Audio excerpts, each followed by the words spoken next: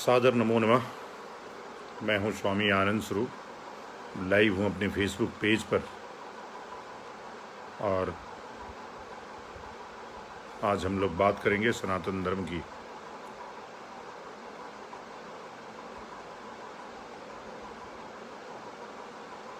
में नैतिकता की शिक्षा और वर्तमान परिवेश, इसके ऊपर आज चर्चा होगी। तो मैं सदाशिवसमारम्भां शंकराचार्यमध्यमाम् अस्मदाचार्यपर्यन्तां वन्दे गुरुपरम्पराम्।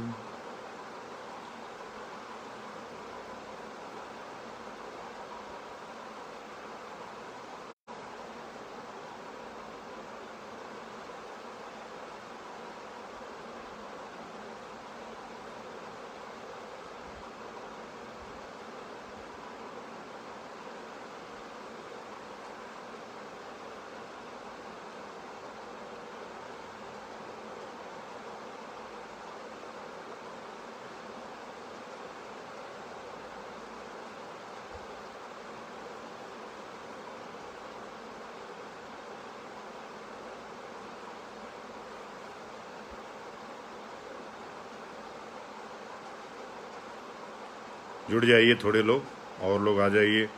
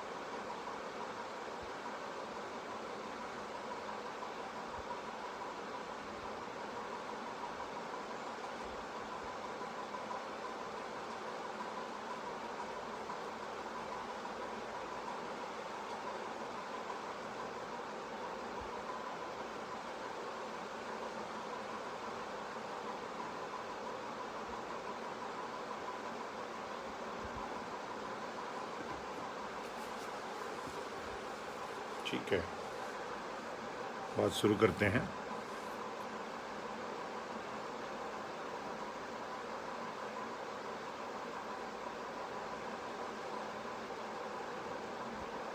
मैं ज़रा तब तक दूसरे मोबाइल से भी संदेश दे देता हूँ। आप लोग भी अपने लोगों को संदेश दे दीजिए कि हम लोग लाइव बातचीत शुरू कर दिए हैं। और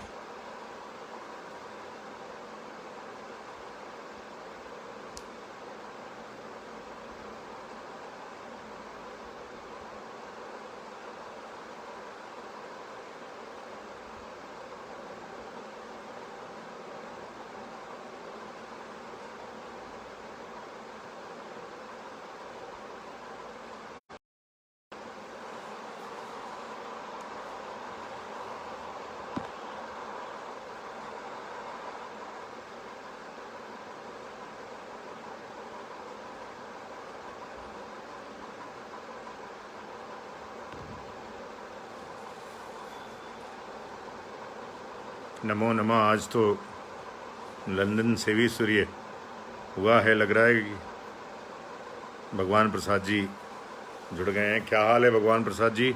उम्मीद है आप स्वस्थ प्रसन्न होंगे और कोविड की जो ये महामारी है उसमें आप सकुशल अपने घरों में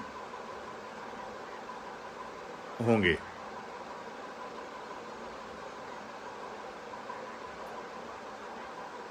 ये महामारी को भी हम लोगों के यहाँ कई बार राक्षस की भी पूजा का प्रावधान है।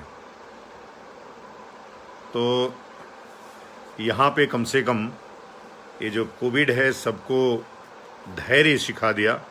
पहले ऐसा लगता था कि अगर एक महीने एक स्थान पे एक घर में रहने को होगा तो बड़ा ही मुश्किल सा दौर है, लेकिन अभी हम सब ने हंसते हंसते इसको बिता दिया है।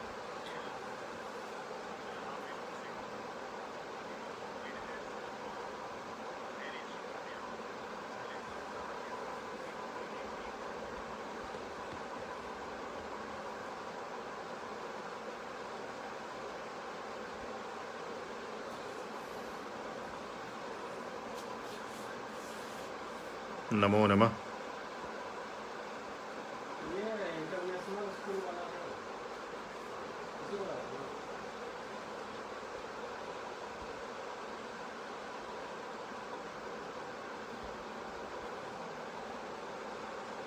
नरेंद्र मुदलियार जी वो व्यक्ति हैं जो हम लोगों का भी काफ़ी काम आगे बढ़ा रहे हैं।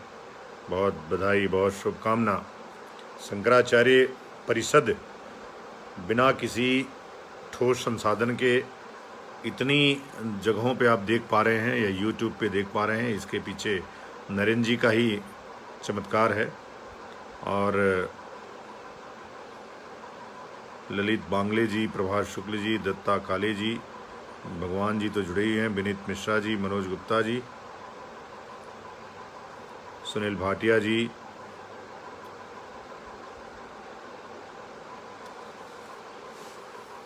तो जैसा कि आज प्रश्न बड़ा ही अभी इस दौर में प्रासंगिक है कि नैतिकता क्या है।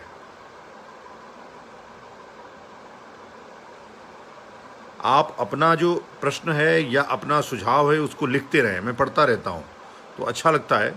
आप ऐसे मोबाइल उठा करके खड़े रहेंगे, बैठे रहेंगे तो वो अच्छा नहीं लगेगा। तो आप भी ज़रूर कुछ न कुछ उसमें देखते रहें और लिखते रहें, जुड़े रहें, ये आवश्यक है।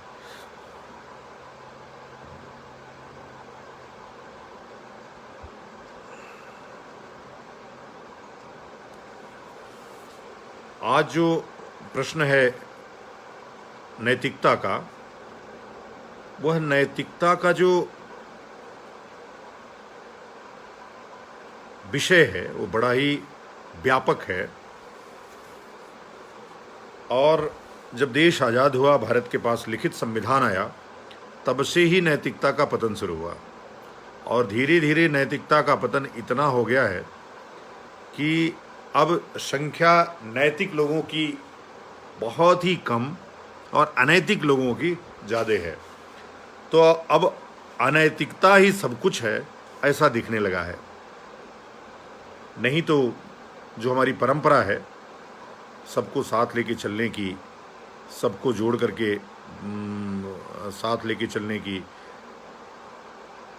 बड़ों का सम्मान करने की, छोटों को प्यार देने की, बुजुर्गों का सम्मान करने की, माता पिता के सम्मान करने की, संयुक्त परिवार की, और मनुष्य जो श्रेष्ठ है उसके प्रति हमेशा नतमस्तक रहता है, आदरणीय भाव रखता है, आदर का भाव रखता है।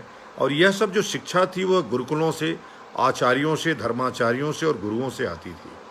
तो अभी गुरुमुखी लोगों की संख्या बहुत कम हो गई है।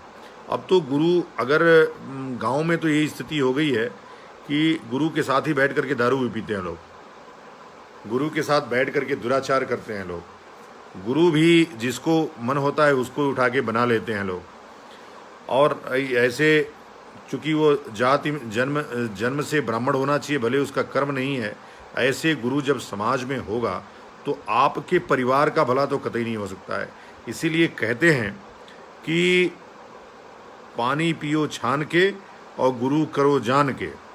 तो बिना जाने बिना समझे अगर गुरु को फॉलो कर रहे हैं तो वो आपको निश्चित अंधकार के गर्त में ही ले जाएगा। अंधकार से प्रकाश की ओर नहीं, प्रकाश से अंधकार की ओर ले जाएगा।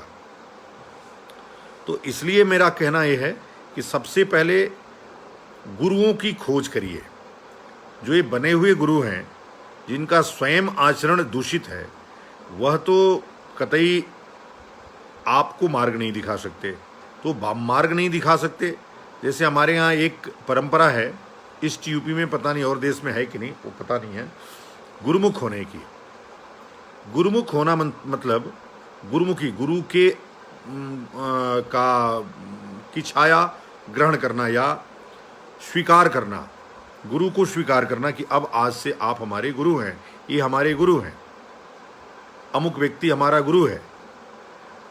ये गांव में क्या होता है, पंडित जी आते हैं, अरे भाई शादी होनी है बेटी की, तो जल्दी जल्दी उसको गुरुमुख कर दिए, जल्दी जल्दी उसको गुरुमुख करके कान फूंक के कान में क्या बोला उसको भी याद नहीं, आपका आचरण कैसा होना चाहिए, ये सब कोई बात उसको आजकल के गुरु नहीं बताते हैं। और शिष्य भी ऐसा ही है कि सुविधा अनुसार जो आपकी सुविधा में फिट बैठेगा वो तो आप गुरु की आज्ञा मानेंगे, लेकिन जो फिट नहीं बैठेगा वो गुरु की आज्ञा नहीं मानेंगे। आप देख रहे होंगे आजकल चलचित्रों में, टीवी पे आजकल रामायण और महाभारत आ रहा है, गुरुओं की क्या स्थिति थी, सर्वश्रेष्ठ पोजीशन पे थी।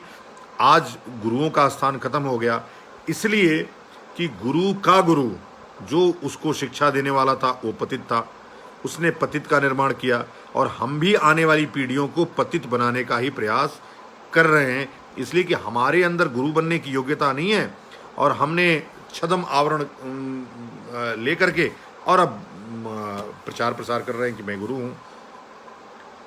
तो जब आप गुरु हैं, व्यापारी होने के बाद आप अपने आप को गुरु कहेंगे लोगों को, चूंकि आपके अंतर्मन में तो व्यापार है, तो आप अपने शिष्य को ठगेंगे, ठगी करेंगे, किसी तरह से ऐन केन प्रकारेण पैसे निकाल लेने की बात सोचेंगे।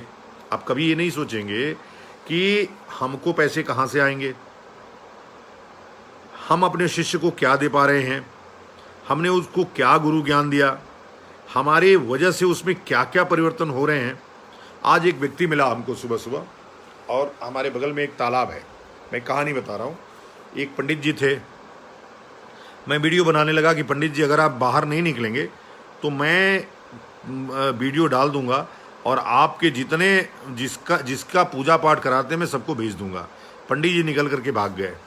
एक और पंडित जी थे, उन्होंने कहा आज कि कल जो आपने ज्ञान दिया था उस ज्ञान, हमने कहा आप सोचिए, आपको गुरु स्थान में रखा जाता है, आपसे धर्म कार्य करवाया जाता है, और आप क्या, आपका शिष्य अगर जानेगा कि आप मांसाहारी हैं या गड्ढे में मछली मार करके खाते हैं, तो आपका जो शिष्य है वो क्या आपको स्वीकार करेगा? बोले कि नहीं करेगा। तो अगर नहीं करेगा तो ये आचरण सॉरी क्यों कर रहे हैं? तो उन्होंने कहा कि मैं आज से, मैं वो वीडियो दिखाऊंगा आपको, आप चाहेंगे तो, कि मैं आज से, छोटा बच्चा ही है वो, आचार्य का काम करता है, मैं आपको दिखाई देता हूँ अभी। तो उसने मुझसे कहा कि मैं आज से मांसाहार छोड़ रहा हूँ। मुझे बहुत खुशी हुई कि कम से कम एक व्यक्ति को तो मैं प्रेरित कर पाया कि वो अब मांसाहार नहीं करेगा। तो हर गुरु को ये सोचना चाहिए कि मैं समाज में अगर हूं तो मेरे नाते कितना भला हो रहा है, कितना अच्छा हो रहा है, और नहीं हो रहा है तो क्यों नहीं अच्छा हो रहा है।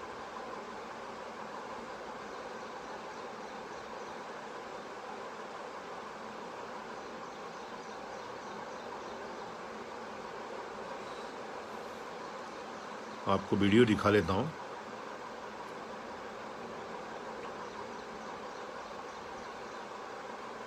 एक तो आचार्य लोग आचार्यों की उसमें नहीं रहते हैं, वेशभूषा में नहीं रहते हैं, गांव में जाते हैं तो पैंट शर्ट पहनने लगते हैं, और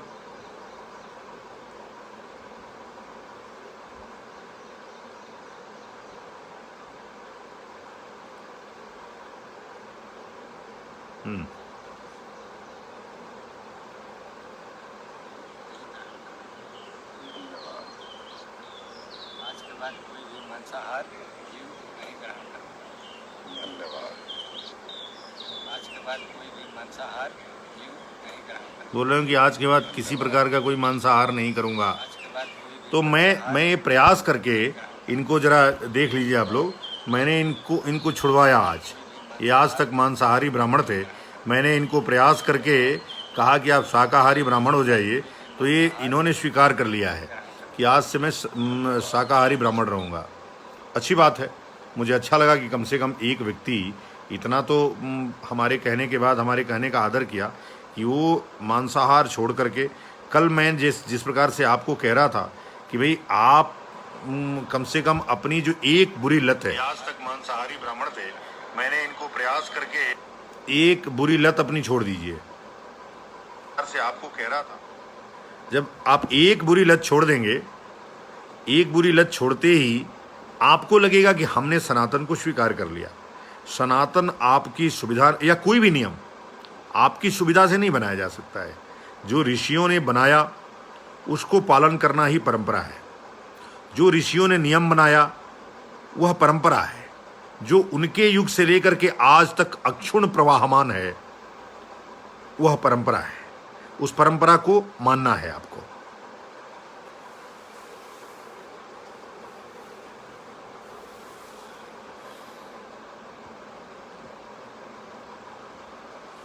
तो ये जो नैतिकता की बात है वह उच्च मानदंडों पे जो हमारी परंपराएं रही हैं, श्रेष्ठों को सताना नहीं, सत्य बोलना, झूठ कभी बोलना नहीं, मांसाहार करना नहीं, भारतीय वेशभूषा को धारण करना और आहार और विहार अपना परिशुद्ध करना, बड़ों का आदर करना, माँ बाप का ध्यान रखना, उनका पैर छूना, यह सब नैतिकता के दायरे में आने वाली चीज़ें हैं। चूँकि सनातन का पतन हुआ और पतन अब इस कदर हो गया है कि आवरण पहन करके भी लोग चंदे वसूलने के लिए तमाम तरह की ठगी, अपना परिवार जिलाने के लिए तमाम तरह की ठगी की जा रही है।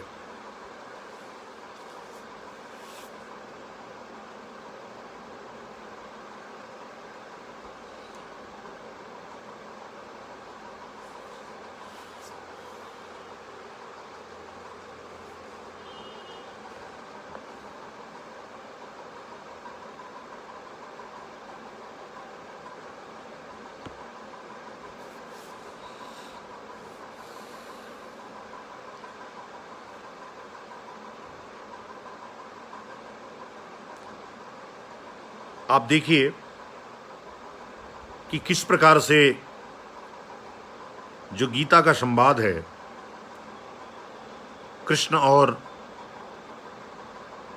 अर्जुन के बीच, कि अर्जुन जब अपने बड़े बुजुर्गों को देखते हैं वो कहते हैं कि मैं किस प्रकार से युद्ध करूंगा, जिसके मैं मैला कुचैला पहन करके आता था, मेरे तात अर्थात भीष्म पितामह मुझे यह देख करके तुरंत गोदी में उठा लेते थे, प्यार से भर देते थे, मैं उनका कपड़ा गंदा कर देता था, फिर भी वह कभी मुझे अन्यथा नहीं बोले। वह गुरु जिसने हमको इतना बड़ा धनुर्विद्या सिखाया, वह गुरु कुलगुरु कृपाचार्य जिसने हमको इतना कुछ पाठ पढ़ाया, हम इन अपने बंधु बांधवों के ऊपर, अपने स्वजनों के ऊपर कैसे बाण चलाएं। अगर कृष्ण नहीं होते तो अर्जुन विषाद में चले जाते, संन्यास धारण कर लेते कि उनके मरने के बाद उनकी शव पे मैं किस प्रकार से किला बनाऊंगा, किस प्रकार से राज करूंगा। यह नैतिकता की बात थी। श्रेष्ठ जनों के सामने अपने श्रेष्ठों की आज्ञा का पालन करना, यह नैतिकता का पाठ था, जो पढ़ना और पढ़ाना दोनों बंद हो गया है। हमको इसकी शुरुआत करनी है, अपने से शुरू करना है। मैं बार बार कहता हूं कि सबसे जब मैं कोई शिक्षा देता हूं तो गांधी की तरह पहले अपने ऊपर उसको उतारता हूं। मैंने आपको भारतीय वेशभूषा पहनने से पहले मैं स्वयं भारतीय वेशभूषा में रहता हूं, इसलिए आपको कह रहा हूं कि सप्ताह में कम से कम एक दिन अपना भारतीय वेशभूषा पहन करके मंदिर को जाइए। तो आपकी नैतिकता है कि हमारे गुरु ने कहा है, अगर हम उसकी बात तो कम से कम कल एक अपने शुक्ला जी हैं, लालजी शुक्ल जी, वो गीता खरीद के ले आए। कल मैंने सबसे आह्वान किया था कि आप गीता कम से कम पढ़िए, गीता खरीद के ले आए। तो आपके पास भी कोई ऐसी चीज़ हो कि आप बताइए, कम से कम इसमें जितने लोग हैं वो कह सकते हैं कि मैं संयुक्त परिवार में रहता हूँ, मैं अपनी माता पिता का ध्यान रखता हूँ, मैं झूठ नहीं बोलता हूँ, मैं सत्य बोलता हूँ, मैं पशु पक्षियों को, चिड़ियों को दाना देता हूँ, क्योंकि वो तो आप ही के ऊपर आश्रित हैं। आप आजकल तो आप आवारा पशु बोलते हैं उनको, वो आवारा पशु नहीं, वो निराश्रित पशु हैं, उनका आश्रय नहीं है कोई। आप उनको आश्रय दीजिए, यह आपकी नैतिकता है। इसका पतन हो गया है। इसकी शिक्षा देने वाले, अब तो क्या होता है, पति पत्नी दो बंद कमरे में अपने माँ बाप को गांव में छोड़ करके या किसी वृद्धाश्रम विधवाश्रम में छोड़ करके आराम से ऐश करते हैं और उसी को अपना जीवन समझते हैं। नहीं, आपका जीवन धारणा धर्म, हमने शरीर धारण किया है धर्म के लिए, हमने शरीर धारण किया है नैतिकता के लिए। और जब आपके जीवन में नैतिकता का पतन हो जाएगा तब कुछ नहीं हो सकता है, आपका जीवन बेकार है।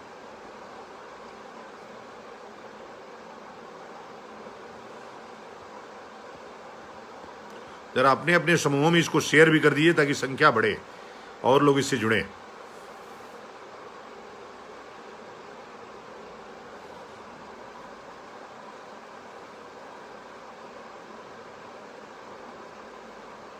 मानदंड रखिए, इतना उच्चता पे ले जाकर के उसको स्थापित करिए कि आपकी आने वाली पीढ़ी उस नैतिकता को आपसे सीख सके।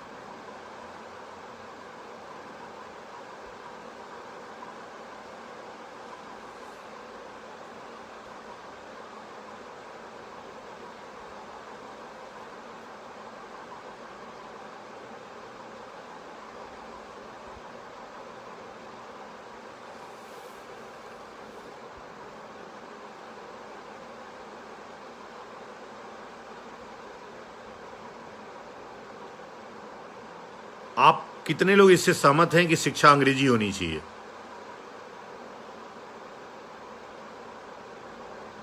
कितने लोग इससे सहमत हैं कि शिक्षा अंग्रेजी होनी चाहिए?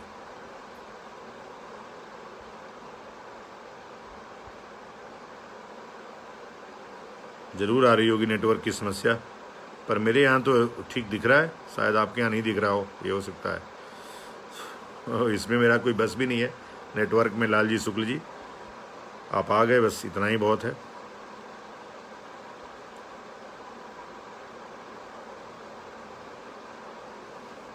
स्वामी जी, आम आदमी सामाजिक जीवन में नैतिक मूल्यों को किस प्रकार शामिल करे, इस पर प्रकाश डालिए। ठीक बात है। आम आदमी को अब चूंकि क्या है कि जो सीखने की उम्र है वह 12 वर्ष के पहले है, तो आप कम से कम, जब आप, हो सकता है कि मुझे ही बहुत देर में ज्ञान हुआ इन नैतिक चीज़ों का। मैं उदंड विद्यार्थी था बचपन में, जब तक ज्ञान हुआ मैं बड़ा हो गया था, लेकिन मैं धीरे धीरे जो सतोगुण था उसको मैं धीरे धीरे अपने अंदर आत्मसात किया और उसी मार्ग पे ज़बरदस्ती चलने का प्रयास, और आज ठीक रास्ते पे हूँ, मेरी साधना ठीक चल रही है, ये मैं अपने आप से कह सकता हूँ। क्योंकि साधक हूँ, अब किस जन्म में सिद्ध होऊंगा, अगले जन्म में या उसके अगले जन्म में, ये तो मैं नहीं कह सकता हूँ। परंतु ये जो नैतिक मूल्य है, पहले तो जानिए कि नैतिक मूल्य क्या है, नैतिकता क्या है, यह आवश्यक है। और जब आप जान जाइए कि यही नैतिकता है जो मैंने अभी पहले बताया, अगर वो नैतिकता है तो उसका एक पार्ट शुरू करिए। जैसे जो सबसे आवश्यक चीज़ है आज के डेट में, वह अपने बुजुर्गों का, अपने माता पिता का जरूर ध्यान रखिए। इतना तो करिए कि सुबह उठ करके उनको प्रणाम दीजिए। सुबह उठ करके उनको अवश्य, कुछ काम होना हो, धरती माँ के बाद उनको प्रणाम करिए। प्रणाम के बाद उनको बोलिए, कोई आज्ञा हो सुबह सुबह, इतनी शुरुआत करिए, कोई आज्ञा है तो जरूर दीजिए हमको।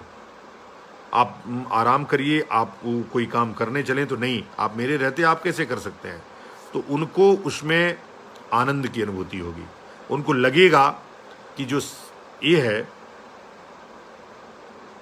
ये आवश्यक रूप से हमारा बच्चा, हमने अच्छे से, उनको गर्व होगा अपने ऊपर कि हमने इतनी सीख दिया है। ऐसे ही शिक्षा आप अपने बच्चे को दीजिए, लेकिन वह सीखेगा वही जो आप अपने पिता के साथ कर रहे होंगे। तो इसलिए खूब ध्यान रखिए अपने माता पिता का। दूसरा, यह कम से कम जो सत्य की कसौटी है, आपकी आत्मा, कल उन्होंने कहा कि मृत्यु तो अटल है, मृत्यु तो निश्चित है।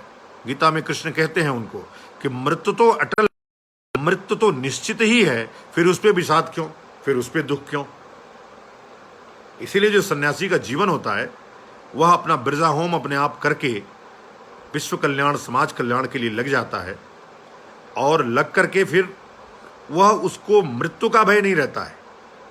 अब मैं उन ढोंगी सन्यासियों की बात नहीं करता हूं जिनको आत्मज्ञान ही नहीं हुआ है, लेकिन जिसको आत्मज्ञान हो गया और जो आत्मज्ञान करा रहा है, मैं उनकी बात कर रहा हूं।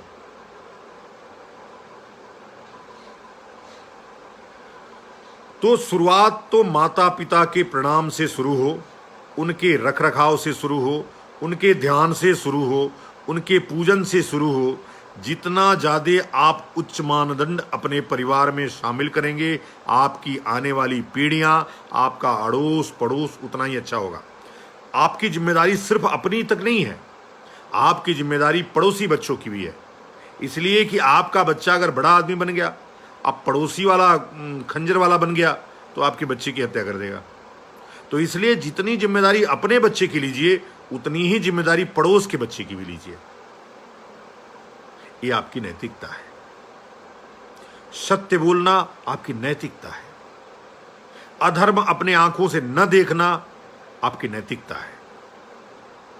स्त्रियों का सम्मान करना ये आपकी नैतिकता है। वेस्ट में लोग, जब हम पश्चिम में जाते हैं, मेट्रो में बैठे रहते हैं, अगर कोई महिला आ गई तो तुरंत खड़े हो जाते हैं। या राजा तक भी, मैंने प्रधानमंत्री को देखा वहाँ के नीदरलैंड के, कोई महिला आए तुरंत खड़े हो जाते हैं लोग। शायद भगवान प्रसाद जी हमारी बात से सहमत होंगे। पर भारत जो संस्कारों का देश है, उसके यहाँ ऐसा हो नहीं रहा है। तो ये बात सही है कि अभी कुछ लोग कह रहे हैं कि सबसे पहले स्कूलों में, पाठ्यक्रमों में जो प्राचीन नैतिक शिक्षा थी, उसकी हम सब मांग करते हैं कि यह अनिवार्य विषय के रूप में हमारे पाठ्यक्रमों में शामिल किया जाए। और जब तक ये शामिल नहीं किया जाएगा, आखिर नैतिकता का पाठ कौन पढ़ाएगा? कुछ नहीं तो किताब में तो पढ़े, हमने किताब से ही तो पढ़ा है, वहीं तो सीखा है। और दूसरा, हमारी माँ ने सिखाया है। दो ही चीज़ों से तो सीखते हैं हम। प्रारंभिक किताब हमारी माँ होती है। तो आप जैसा आचरण करेंगे, आपकी संततियाँ वैसी आचरण करेंगी।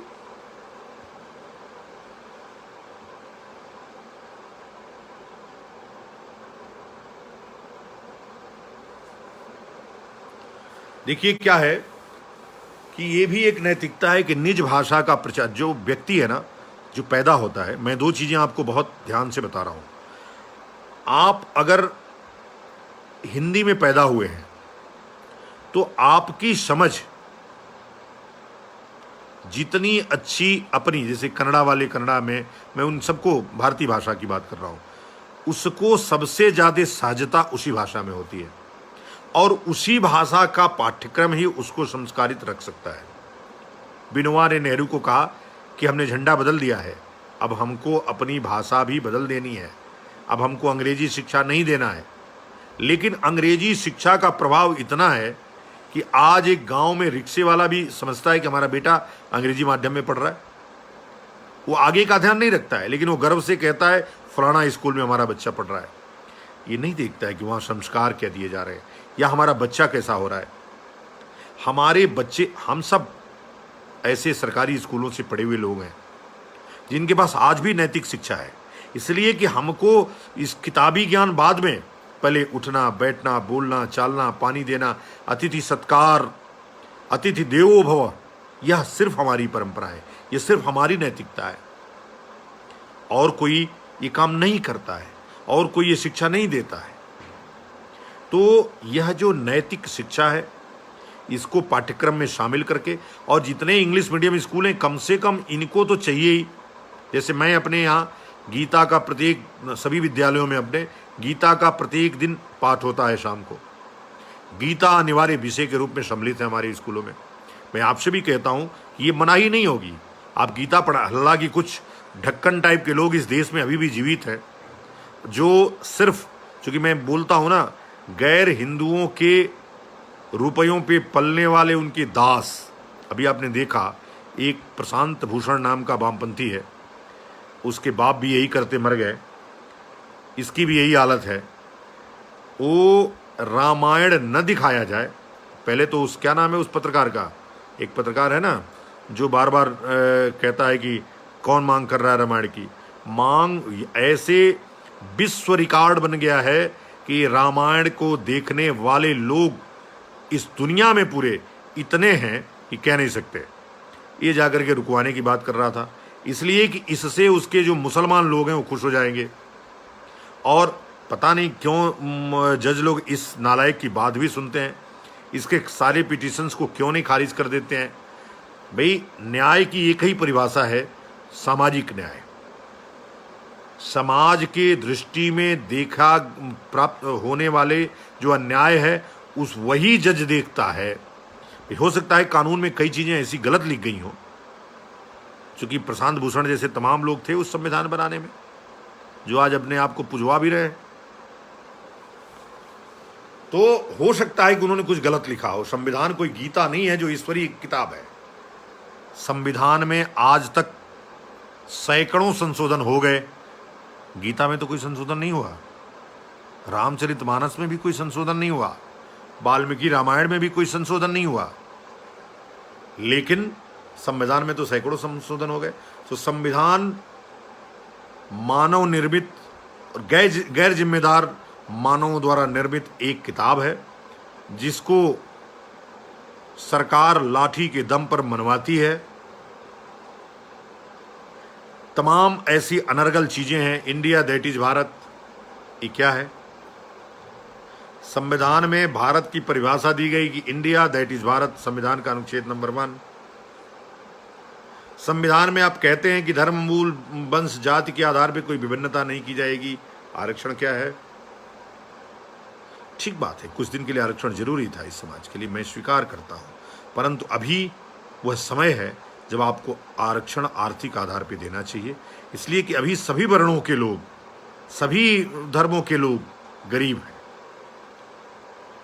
अब आप अल्पसंख्यकों से, बहुसंख्यकों से तमिलनाडु सरकार कुछ करोड़ रुपए और अनाज देने को बोली है, जिसको वो मस्जिदों को देगी, मुसलमानों को देगी। क्यों देंगे भाई? पैसा हमारा, वही तो कहते हैं ना कि कमाए धोती वाला और खाए टोपी वाला, कैसे हो सकता है? तो ये इस नाते है कि समाज के राजनीति व्यवस्था का नैतिक पतन इतना ज्यादा हो गया है कि उनका धर्म का आचरण अब रही नहीं गया है। मुट्ठी भर लोग, चूंकि वो मुट्ठी बंद है उनकी, वो ताकतवर दिखते हैं, छोटे समूह में एक जगह हैं, उनके वोट को प्राप्त करने के लिए सभी राजनीतिक दल अपने सारे घोड़े खोल दिए हैं, सारी नैतिकता को गिरवी रख दिए हैं, सारे झूठ फरेब ला दिए हैं।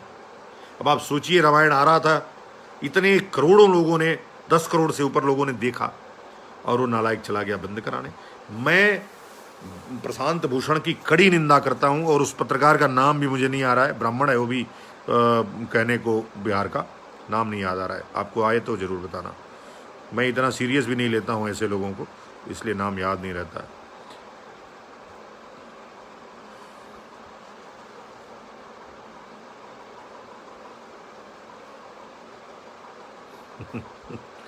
और कुछ तुम बहुत प्रचार करते रहते हो भाई, मौलाना तो नहीं हो। कुरान पाक की एक लफ्ज भी झूठ नहीं है, उसका पैमाना क्या है? अगर उस कुरान में काफिर और मोमीन लिखा है कि जो मुसलमान इस्लाम ग्रहण करेगा वह मोमीन होगा, जो नहीं करेगा वो काफिर होगा, काफिरों को मारने से जन्नत मिलती है। अगर एक कुरान में लिखा है तो कुरान गलत क्यों नहीं है, झूठ क्यों नहीं है? अल्लाह कैसे किसी अपने बंदे को पहले ही आयत में कहते हैं अल्हम्दुलिल्लाह रब्बिल आलमीन, अगर पूरे आमीन के अल्लाह हैं तो रखवाले हैं, तो कैसे हो गया काफिर, कैसे हो गया मोमिन? ये शब्द कहाँ से आया? मैं बिल्कुल नहीं मानता कि अल्लाह ने लिखा होगा इस कुरान को।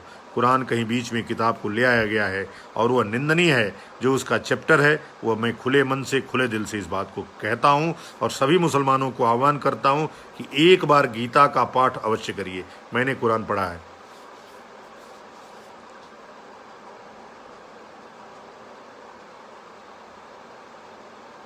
अब देखो तुम कितनी बड़ी बात लिख रहे हो, खुद देखो और खुद जमान कि हम लोग मुसलमानों की वजह से बचे हैं। क्यों? मुसलमान कोई सुरक्षा गार्ड है हमारा, या बीएसएफ में है? वो बीएसएफ में भी तो जाते ही नहीं हो तुम लोग, डर से कोई जाता ही नहीं है। अब ये सब फालतू बात करोगे तो मैं ब्लॉक कर दूंगा तुमको। आप बात कायदे की करिए और सही करिए, ठीक रहेगा।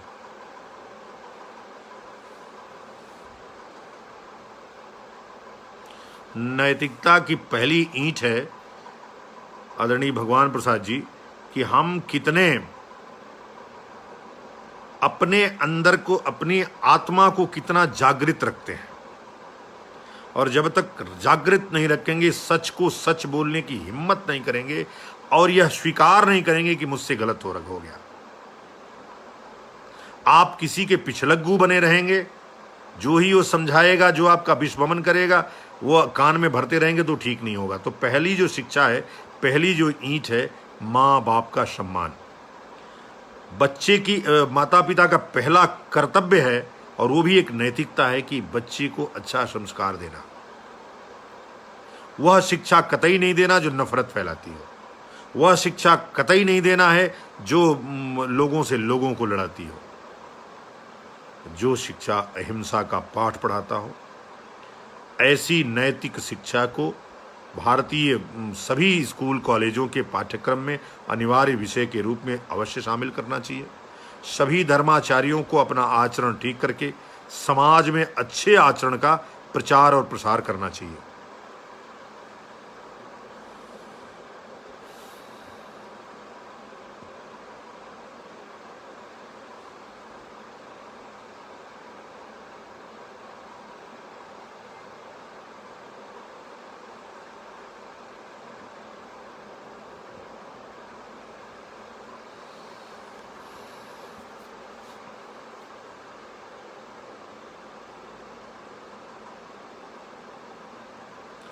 नैतिकता की असली परिभाषा तो यह है कि अपनी आंख बंद करके अपनी आत्मा से पूछा जाए कि मुझे क्या करना है और क्या नहीं करना है। इसलिए कि आत्मा ही वो चीज है जो केवल सही वाचन करती है, बाकी सब झूठ और छद्म वाचन करते हैं। दूसरा, जो ऋषियों ने परंपरा बनाई, श्रेष्ठ जनों का आदर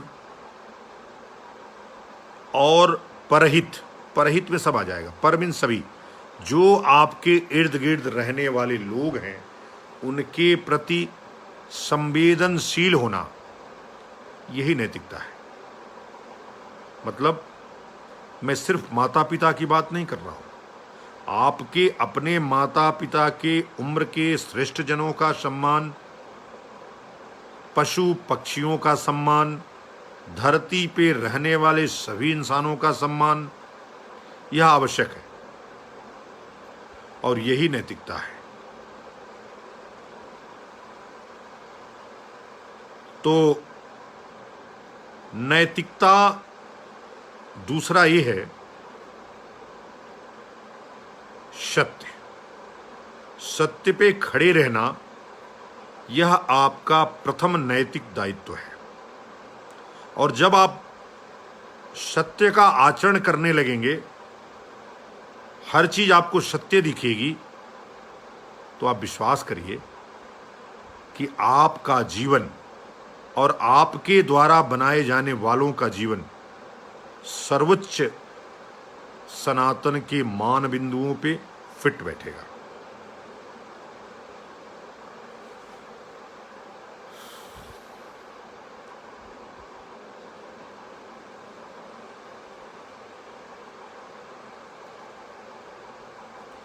देखो, वर्ग विशेष नैतिकता नैतिकता है।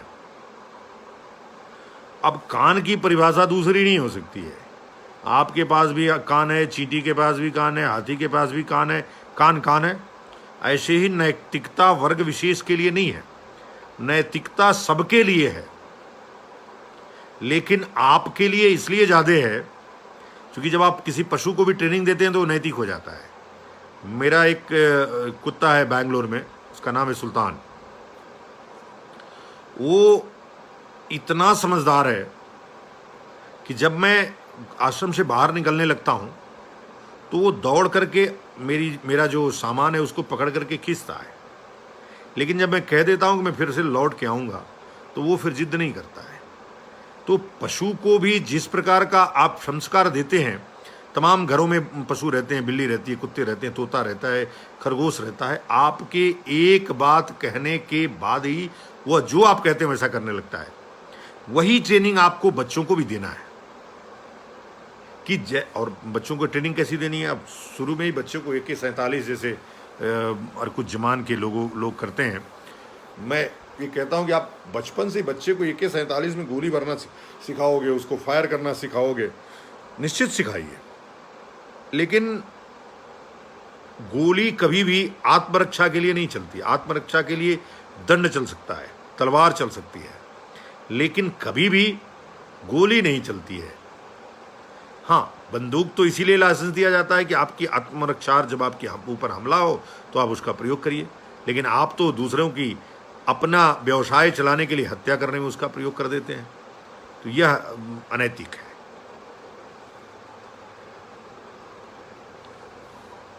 तो इसलिए नैतिकता की परिभाषा कभी वर्ग विशेष के लिए नहीं, कभी जाति विशेष के लिए नहीं, कभी धर्म विशेष के लिए बदलती ही नहीं है, सबके लिए एक ही है।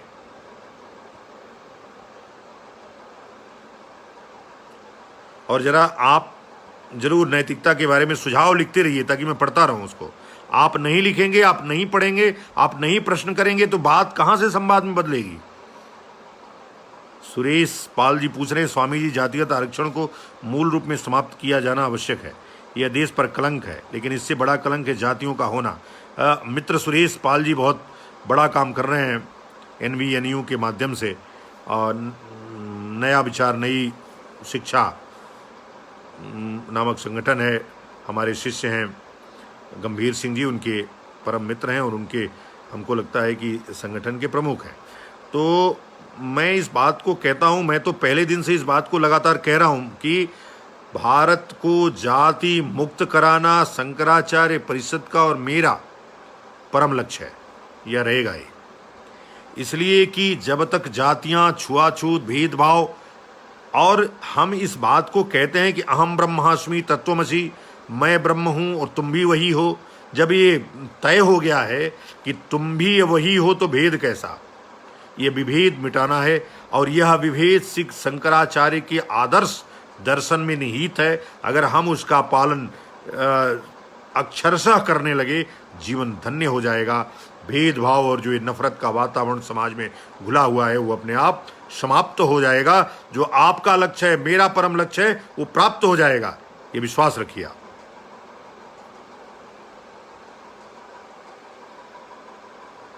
मैं उम्मीद करूंगा कि आप लिखते रहें और प्रश्न करते रहें।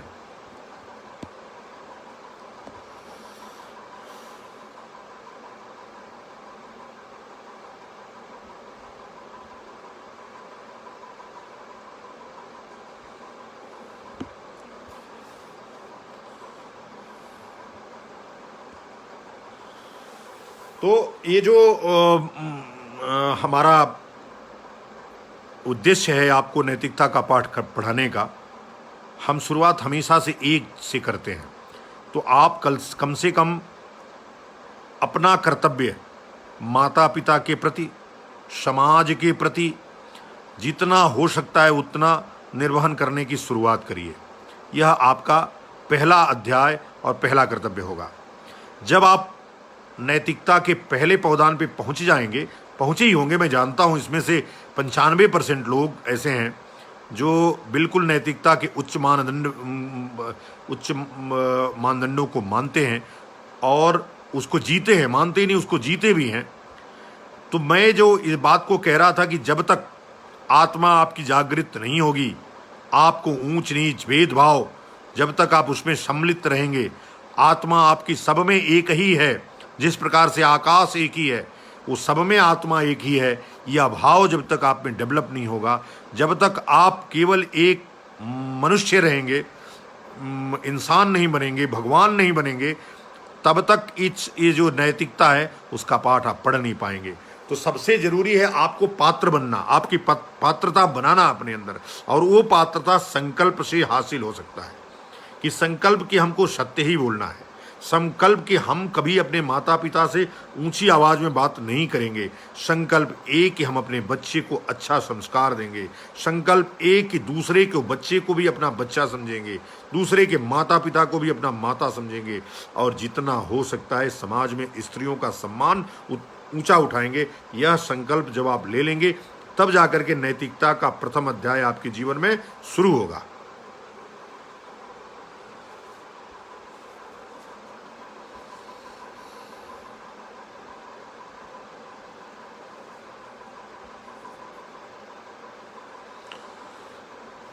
भगवान प्रसाद जी कह रहे हैं कि सनातन धर्म का उद्देश्य लोगों की सोई हुई आत्मा को जगाना है ताकि हित अनहित का अनुभव कर सकें। बिल्कुल सही कह रहे हैं आप, बिल्कुल सही कह रहे हैं आप कि सोई हुई आत्मा अगर जागृत हो जाएगी, अगर वो जागृत हो गई तो फिर आपको अनहित और हित का अंतर समझ में आने लगेगा, क्या बुरा क्या अच्छा ये समझ में आने लगेगा। यह आवश्यक है, चाहे वो स्कूल में नहीं प्राप्त हो सकती है, वह शिक्षा माता पिता में हो सकती है। और उसकी शुरुआत चूंकि आपके पिता ने नहीं दिया आपको, वो इस दुनिया में नहीं है, तो आप उसकी संकल्प की शिक्षा है, वो संकल्प लीजिए कि मुझे ये कार्य ही करना है। और जब संकल्प आपका सिद्ध हो जाएगा तब समाज में आपका स्थान भी सर्वोच्च हो जाएगा, समाज में आप पूजनीय हो जाएंगे।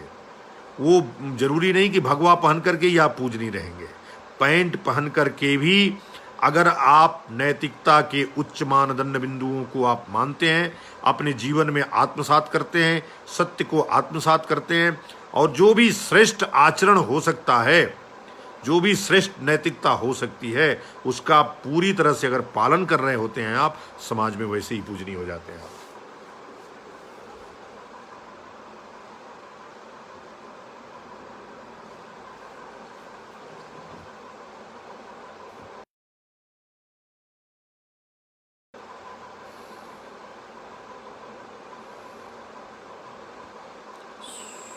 स्वामी जी नमो नारायण। स्वामी जी, वर्तमान परिवेश में नैतिक मूल्यों का अत्यधिक पतन हुआ है, इसलिए कि सनातन का पतन हुआ है।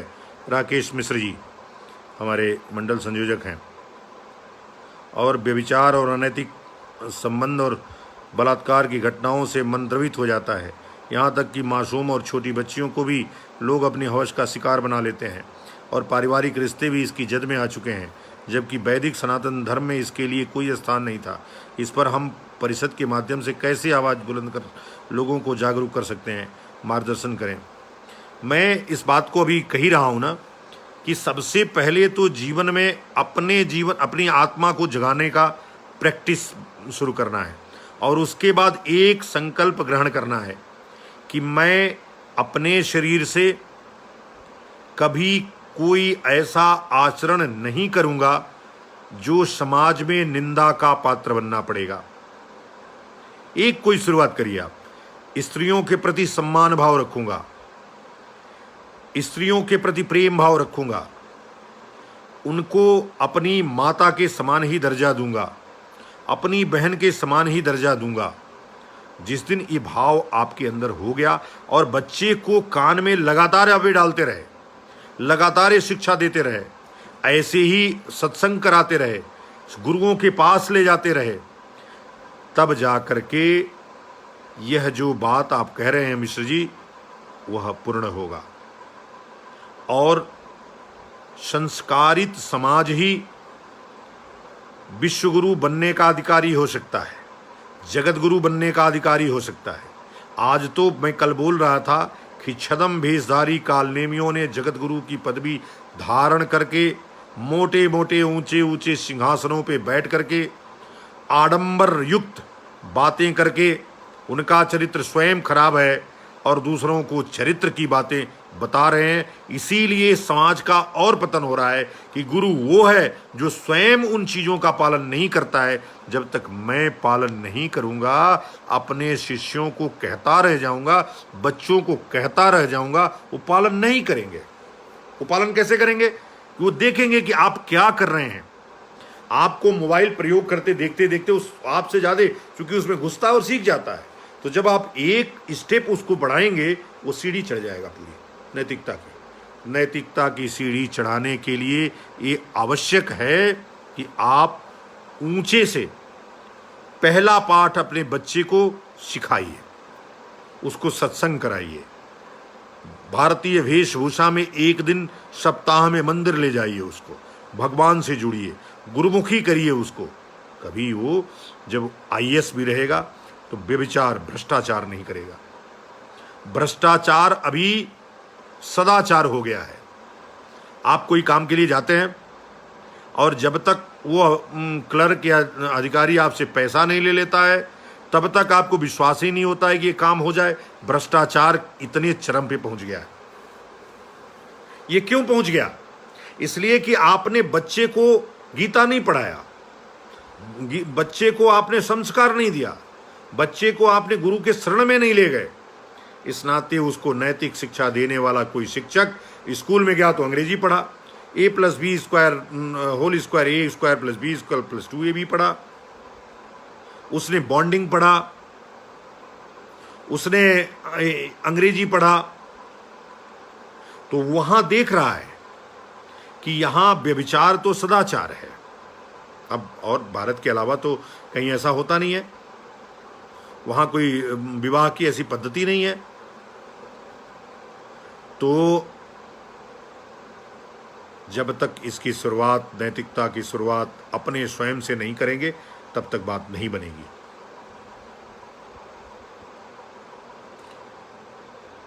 लालजी शुक्ल जी कह रहे हैं कि छुआछूत तो लगभग समाप्त है। मैं सहमत हूं, अभी बहुत कुछ बात बाकी है। जातियों में जब तक बटा रहेगा, जब तक लालजी शुक्ला जी लालजी नहीं बन जाएंगे, तब तक ये बात ऐसे ही चलती रहेगी। सुनील भाटिया जी सुनील कुमार नहीं बन जाएंगे, कौशलेंद्र जैसे लिखें कौशलेंद्र शैलेश, इससे आपका जाति बोधन नहीं होता है।